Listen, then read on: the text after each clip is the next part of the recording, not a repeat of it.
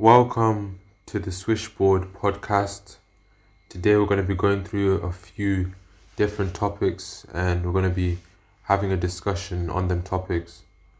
Make sure you like, comment and subscribe and let's get into it. So topic number 1 is Damian Lillard 71 points. So how did we feel about this game? For me it was something spectacular, like just watching him perform at that high level and score with just amazing ease was something to behold, and I really enjoyed watching him just score from the three point range with just general ease, and he was able to drive to the basket, even got a dunk, which was showing his athleticism. Who would have thought about Damian Lillard like rising up like that after being out for a year? Like you thought that maybe after being out for a year you can lose a step, but he just came back with fresh legs, and it's showing us why he's Dame Lillard, why it's Dame time, and he really just showed us his explosiveness and his ability. He's only the 8th player to record 70 points in a game, and when he dropped 71 points in 131 to 114 victory over the Houston Rockets, he was the oldest player to record 70 points at 32 years old. So just being the oldest player to record 70 points is something special. Like, I can't, you think of Wilt Chamberlain, you think of Kobe Bryant, think of Donovan Mitchell, just to name a few players that have dropped 70 plus points, and he's the one that's the oldest. It's amazing. He's only 32, he's still young, still vibrant, still doing amazing things in the basketball court. And he's still relatively young, and he's still in his element, to be honest. Now the question goes, where does Dame Lillard rank all time amongst NBA point guards? For me, I've got Magic at 1, I got Steph at 2, and then at 3, I think I might have Dame Lillard. I don't know if that's something that's maybe a bit premature, who knows, but at the moment, if he wins a ring, let's not, like he said, don't let me win a ring, because if he wins a ring, yeah, we're in trouble, because he'll be knocking at that top 3. Like, he's at the top 3 right now. For me, he's top 5. If he ain't top 3, he's top 5 for sure. Any order, top 5, he's top 5. That's just for me, he's top 5. Like, I can't underestimate his game. Like, he's shown us his ability, like, over the past 10 years straight. Like, he scores points, he gets his teammates involved, he's an amazing shooter from the outside, and he's just got a range of ability that is rare to see in this day and age. So the only player I can say that really like is relative or kind of like reminds me of Dame is Steph Curry. Like, the way Steph Curry shoots, step back, is able to have that limitless range, and just the ability to just catch the defensive player off guard is just something to behold. And that's the only player that I can really think of when I'm thinking of players that are just on that level of just different type of ability. But Dame Lillard has just been, he's just taking his game to a whole nother level. Like, for me, when I was thinking of 71 points, I was looking at Donovan Mitchell, and I was like, Donovan Mitchell scored 71 points, and that for me was something special. Like, I just thought that wouldn't be done, that like in the season, that no one would do that again. Like, I didn't think anyone would be able to do that. So to see Dame Lillard kind of do that in his own way and do it in only 29 minutes on the floor, now that's different. 29 minutes, just imagine that, 29 minutes to score 71 points. Dame, like, if we're comparing it to Donovan Mitchell, he had to go into overtime. So just imagining just how prolific you have to be on a court for you to score 71 points in regulation. Like, that's just a different type of level right there. And for me, that's that's just the level Dame's on. He's on a whole different level. But like, yeah, he's top 5 for sure. And he's still like, how many years he's got left? Like, he's got a good amount of years left. He's only 32. Like, I watched the video and he was talking to LeBron, and he was saying that you didn't name you, like LeBron was naming the young guys on the All-Star teams, I think, and he didn't name Damian Lillard as one of the young guys, and Dame was like, I'm still a young guy, so I can approve, I can say that's true. He is still one of the young guys.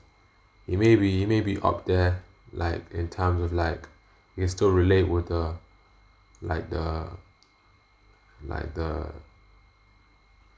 older guys of the NBA, but 32 is still relatively young, like in my opinion, especially for the NBA. Like, for a basketball player, you're getting on a bit. Some people's careers end at 32. Like, it's not a joke, but for me, I'm just looking at it like, as you're 32. Like, LeBron at 32 was doing numbers. You know what I'm saying? He was like, I'm sure he was going to finals at 32. I'm sure. So like, at 32, you're still, the world is at your oyster. Like, you can still do amazing things, and you can still elevate your game further. Like, but how high can Damian Lillard go? Like, has he reached the peak? Like, how high can he go? Like, how high do we want him to go? Like, that's the question. Because at this rate, 71 points, he scored 50 points, 60 points, and 70 points in the season. Like, that's just crazy. Like, he's just doing numbers. I think Kobe did that as well. Kobe did that in the season too. Yeah, when Kobe was on it, like when Kobe was doing a madness in the league. You know Kobe, Kobe's one of the all-time greats. Let's talk about Kobe. Let's make a smooth transition into Kobe.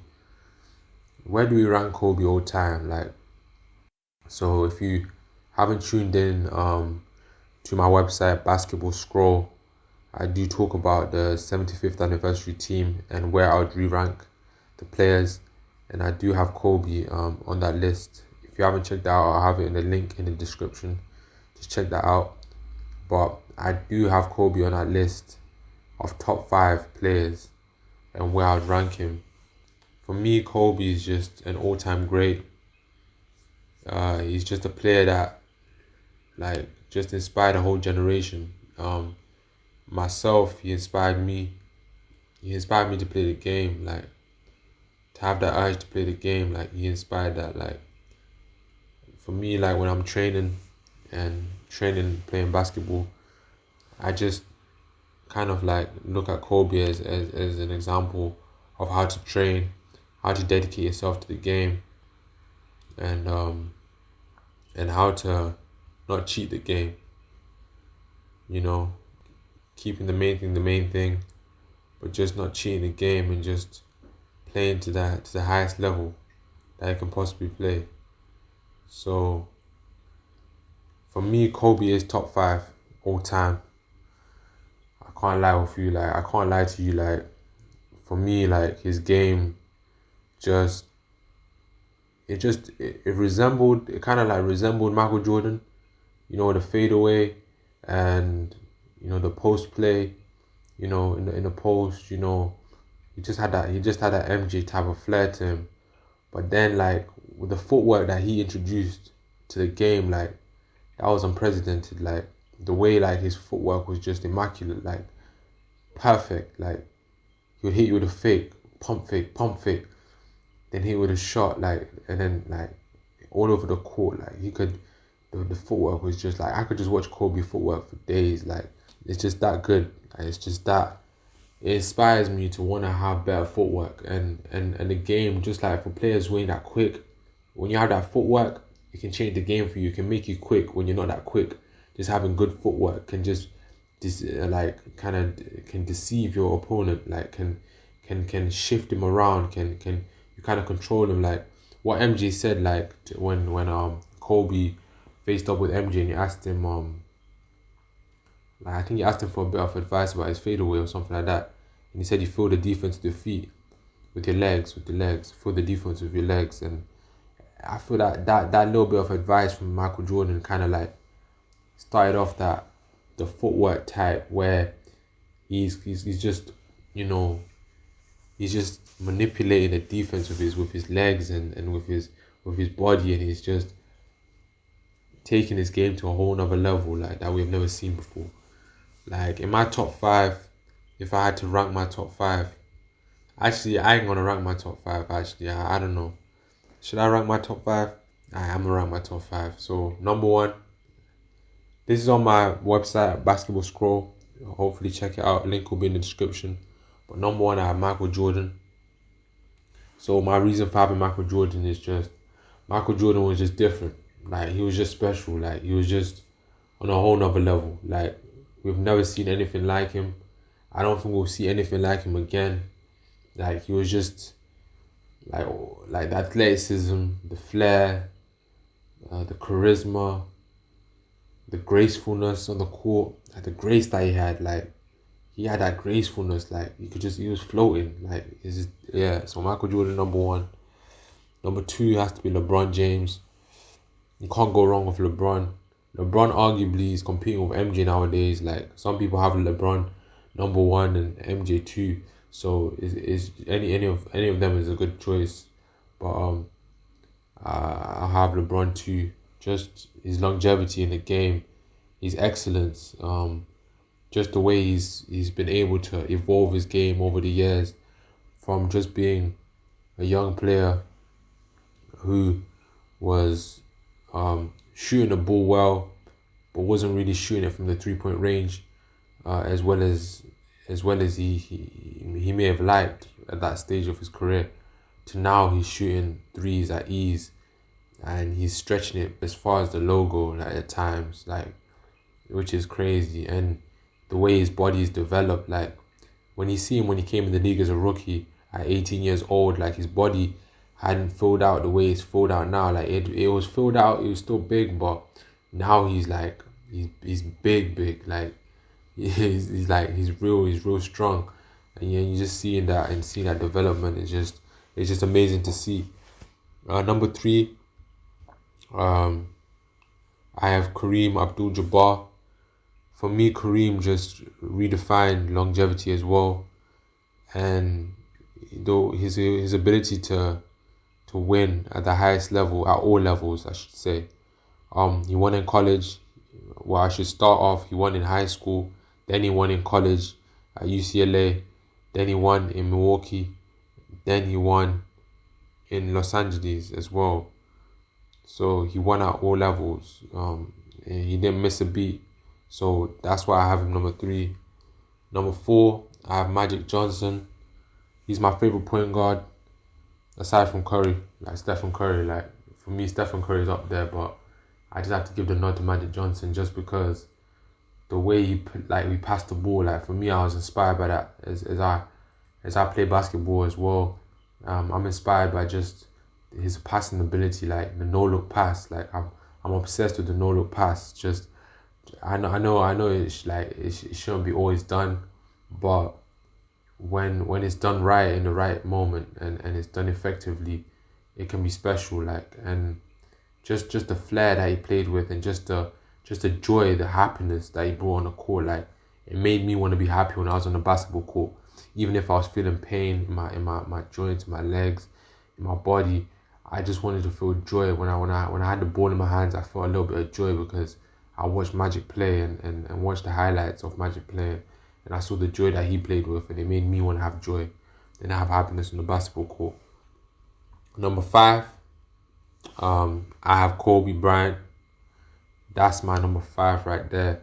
That's my top 5. So Kobe, I have Kobe there, just because he was it's Kobe, man. Like Kobe just redefined what it was to work hard and have dedication for the game, just to have that commitment, just to strive for excellence on a day-to-day basis, winning 5 rings. Should have won more MVPs in my opinion, but his excellence and his desire that he had just to win, and the way he represented like Los Angeles, like, and the way, like, when you put that jersey on, like, you just remembered it, like, you just remembered when he played, like, you have moments in your mind, just moments of just Kobe Bryant with a ball in his hand and just doing magical things. And then in high school, Lower Merion, just what he did in high school was just crazy. Like, for me, like, his high school days, his high school highlights, I still watch them to this day. Like, they just inspire me to just be greater, because at that age, he was still doing amazing things. So that's that. That's my top 5. That's my top 5 right there. And that's my list of top 5 players. Now we've been talking about the top 5, and we mentioned LeBron. I just want to segue into the LeBron injury that we've had. Well, that the update we've received from reporters and reports that LeBron is injured. He could be out for a couple of weeks after injuring his foot against Dallas Mavericks. The question is, can the Lakers still make the 6th seed? All they need is a bit of favor, so they can, like, kind of get into that playing tournament range, the 9th and the 10th seed. Maybe they can get into a little win streak that could get them even further up, but they need a little bit of something. Like, they need a little bit of luck, like, to get there. Can they do it just AD and the players that they have around AD? Maybe they can do. I feel like they have it in them, but it will just take a full effort. Like just seeing the performance against the Dallas Mavericks, it took a full team effort, and I feel like they have it in them. But we'll have to wait and see. They have a great team, and they have a great experience on their side, having won a championship in the past couple of seasons, in 2020. So they have the experience. They'll just have to figure it out as a team. And can they do that? Maybe they can. I feel like they have it in them. So we'll just have to wait and see. My next topic, now talking about LeBron. We know LeBron was part of a super team in Miami, and we know how that planned out. 2 championships in 4 seasons. Now we just want to segue to the topic of, are super teams ruining the NBA? In my opinion, they're not, and I'll get into why. But when they don't work, it really does derail an NBA team, and the Nets are an example of that. Well, the Nets didn't lose that bad in trading out their super team per se, but in certain circumstances, like, the Nets could have been in a worse situation. But I feel like the Nets, looking at where they were to where they are now, it is a transformation. Like, they had James Harden, Kevin Durant, and Kyrie Irving, and now they have, like, amazing pieces, but they don't have a KD on their team. Like, they don't have a Kyrie on their team, and they don't have a James Harden on their team. Like, it can really, like, affect an organization when super teams don't work. I think there was a super team back in the day with Kevin Garnett, Paul Pierce. I wouldn't call that a super team, but they traded with the Celtics, and that didn't work out either. So I don't think the Nets have had the best of luck with super teams, but we'll just have to wait and see how this one turns out. Like, will they be majorly affected? Will they miss the playoffs? Or will they be able to salvage their playoff spot and kind of salvage their season and kind of continue with high hopes? And the one thing I don't like about super teams, and, like, the Nets kind of are another example about this, is the rift that it created between management and the players. Like, when I look at Kyrie, I look at the rift there, and when I look at James Harden, I'm not too sure if James Harden had any rift, but I'm sure there was something going on inside that organization. And just the comments that Kyrie made, that he's just happy that Kevin Durant was able to get out of there. Like, it just talks about the conflict behind the scenes that was going on within that organization, and the problems that were going on. And the rift between the players and the organization kind of reflects how super teams can alienate certain individuals. And I don't know if I don't know if I'm going on a tangent, but like I feel like being part of a super team can kind of like make you feel like, how do I put it? Especially if you're not part of that super team. Like if you're not part of like, well, how do I say it? Like if you ain't part of like, if you have a big three and you're part of that super team, if you ain't part of that big three, you can feel like just a little, like just like a piece to the puzzle. Like you're significant, but you're not significant. If that makes sense. Like you can be easily replaced. Like that's the problem I have like with super teams. Like it kind of affects the whole team. Like it makes the team kind of like strong in one area and kind of weak in more in areas around the strong area, which is kind of weird, but that's what happens. And let's move in, and we can move on to how super teams helped players win championships, but do they weigh more than rings won with a drafted team or one with a team that wasn't part of a super team?